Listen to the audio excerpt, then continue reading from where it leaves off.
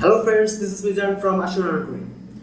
আজকের ভিডিওতে আমি আপনাদেরকে ডাচ বাংলা ব্যাংকের স্টুডেন্ট অ্যাকাউন্ট সম্পর্কে বিস্তারিত জানাবো।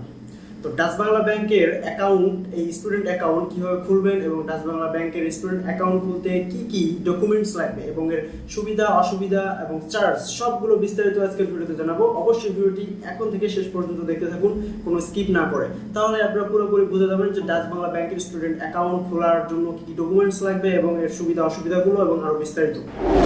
তো ভিডিওতে যাওয়ার আগে বরাবরের মতো বলে নিচ্ছি, আমাদের চ্যানেলটিকে আজকে প্রথমবারের মতো যারা দেখছেন তাদেরকে অনুরোধ করবো চ্যানেলটিকে সাবস্ক্রাইব করে রাখুন, যাতে করে আমাদের প্রত্যেকটি ভিডিও আপনাদের কাছে পৌঁছে যায় খুব সহজেই।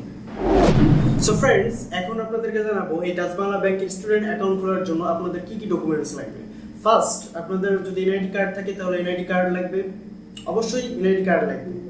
অ্যান্ড আপনি যে স্টুডেন্ট সেটি ব্যাংকে প্রুফ দেওয়ার জন্য অবশ্যই স্টুডেন্ট আইডি কার্ড লাগবে।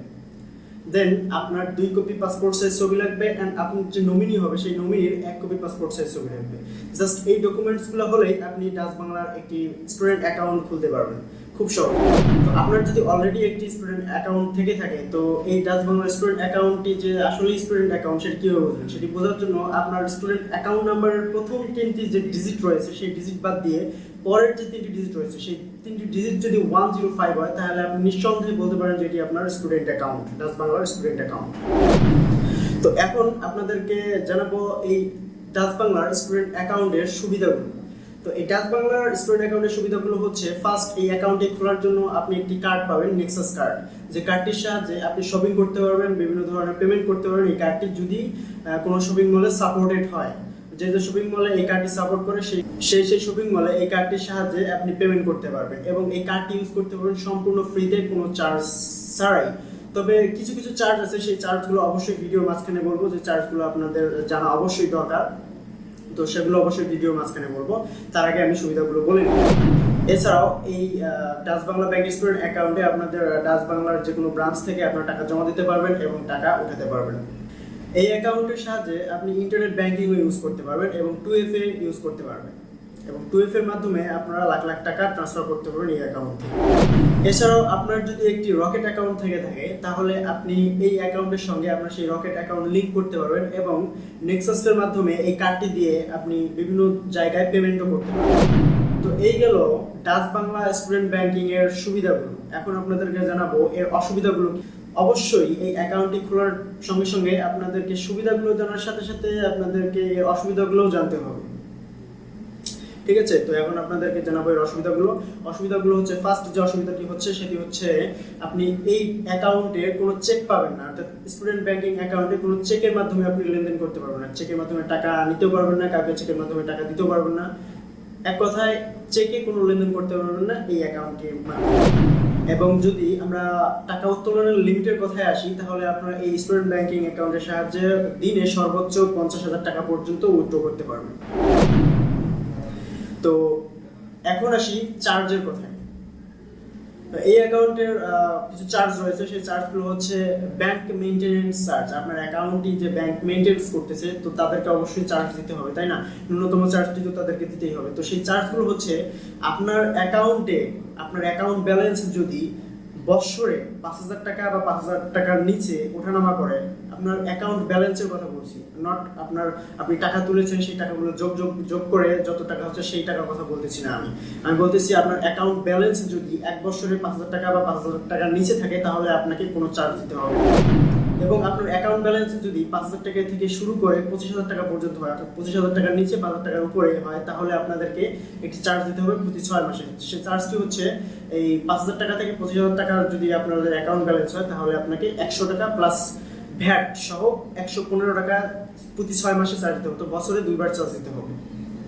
আর আপনার অ্যাকাউন্ট ব্যালেন্স যদি 25,000 টাকার উপরে যায়, তাহলে আপনাকে 300 টাকা প্লাস ভ্যাট সহ 300 টাকা, অর্থাৎ যদি আপনি 100 টাকার জন্য 15 টাকা করে ধরেন, তাহলে 3 × 45, অর্থাৎ 345 টাকা আপনাকে বছরে 2 বার পেমেন্ট করতে হবে, অর্থাৎ 6 মাসে একবার, অর্থাৎ 6 মাস পর পর আপনাদেরকে পেমেন্ট করতে হবে যদি আপনার অ্যাকাউন্ট ব্যালেন্স 25,000 টাকার উপরে যায়, ঠিক আছে? আমি কিন্তু অ্যাকাউন্ট ব্যালেন্সের কথা বলছি, বারবার মনোযোগ দিয়ে শুনুন। অ্যাকাউন্ট ব্যালেন্স, নট আপনি টাকা তুলেছেন সেই টাকাগুলো এক বছরে যোগ করে এত এতগুলো টাকা, এই টাকার কথা আমি বলি নাই, আমি আপনাদের অ্যাকাউন্ট ব্যালেন্সের কথা বলছি। যদি আপনি অ্যাকাউন্ট ব্যালেন্স চেক করে দেখেন, ব্যালেন্স চেক করার সময় দেখেন যে আপনার অ্যাকাউন্ট ব্যালেন্স 25,000 টাকা বা 50,000 টাকা বা এরকম, ওই জিনিসটা কথা বলছি।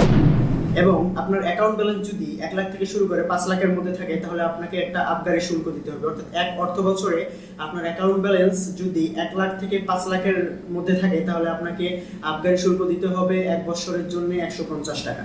এবং আপনার 5 লাখের উপরে যদি ওঠে, আপনার অ্যাকাউন্ট ব্যালেন্স 5 লাখের উপরে ওঠে, তাহলে আপনাকে আরো বেশি আবগারি শুল্ক দিতে হবে। অর্থাৎ আপনার এক অর্থ বছরে যদি একদিনের জন্য হলেও আপনার অ্যাকাউন্ট ব্যালেন্স 1 লাখের উপরে ওঠে, তাহলে আপনাকে এক অর্থ বছরের জন্য 150 টাকা আবগারি শুল্ক দিতে হবে। এছাড়াও 5 লাখের উপরে যদি থাকে, তাহলে আপনাদেরকে আরো বেশি দিতে হবে। তো এই হচ্ছে আপনাদের ওভারঅল অসুবিধাগুলো এবং সুবিধাগুলো, এবং আপনার কি কি ডকুমেন্টস লাগবে এই ব্যাংক অ্যাকাউন্ট খোলার জন্য, অর্থাৎ স্টুডেন্ট ব্যাংক অ্যাকাউন্ট খোলার জন্য। ফার্স্ট এর সুবিধাগুলো হচ্ছে আপনি এখান থেকে একটি ফ্রিতে কার্ড পাচ্ছেন, এবং সেই কার্ড দিয়ে ফ্রিতে আপনারা টাকা তুলতে পারতেছেন, টাকা পেমেন্ট করতে পারতেছেন। এছাড়া আপনারা এই অ্যাকাউন্টের সাহায্যে ইন্টারনেট ব্যাংকিং ইউজ করতে পারতেছেন, অ্যান্ড আপনারা এই কার্ডটির সাহায্যে নেক্সাস পে লিংক করতে পারতেছেন। আপনার যে রকেট অ্যাকাউন্ট রয়েছে, সেই রকেট অ্যাকাউন্ট লিংক করতে পারতেছেন। আপনার হঠাৎ করে যদি আপনার কার্ডটি ছেড়ে যান বাসায়, তো রকেট অ্যাকাউন্টের সাহায্যে আপনার টাকা তুলতে পারতেছেন। তো ওভারঅল দেখা যাচ্ছে যে অসুবিধার থেকে এখানে সুবিধা সব থেকে বেশি, আমি যেটা মনে করতে।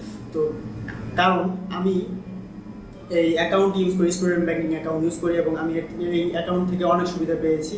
আমার নিজের অভিজ্ঞতা থেকে আমি মনে করি যে এই অ্যাকাউন্টের সুবিধাগুলো অসুবিধার থেকে অনেক বেশি।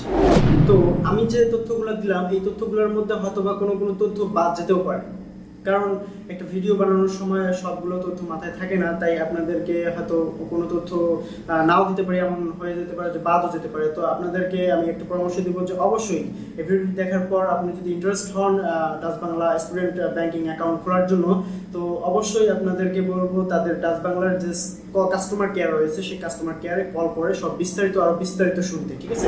তো ফ্রেন্ডস, এই ছিল আজকের ভিডিওটি কেমন লাগলো অবশ্যই কমেন্ট বক্সে জানাতে ভুলবেন না। আর ভিডিওটি যদি একটু ভালো লেগে থাকে, তাহলে অবশ্যই লাইক দিবেন। আর যারা নতুন ভিউয়ার্স রয়েছেন, তাদেরকে বরাবর মতো আবারও বলছি, অবশ্যই চ্যানেলটিকে সাবস্ক্রাইব করবেন এবং সাথে বেল আইকনটিতে ক্লিক করে অল নোটিফিকেশন অন করে দেবেন। এছাড়াও আমার যারা ভিডিওটি দেখতেছেন, আপনারা কোন ধরনের ভিডিও চান, কিরকম ভিডিও চান, অবশ্যই কমেন্ট বক্সে জানাবেন। তাহলে আমার পক্ষে সুবিধা হবে আপনাদেরকে আপনাদের ইচ্ছা মতো ভিডিও প্রোভাইড করার। তো আজকে এই পর্যন্তই, দেখা হবে আগামী কোনো আনরিলেটেড ওয়েবসাইট এবং আনরিলেটেড অ্যাপস নিয়ে এবং টেকনোলজি আপডেট নিয়ে। সেই পর্যন্ত ভালো থাকবেন, সুস্থ থাকবেন। ধন্যবাদ সবাইকে, বাই বাই, টাটা।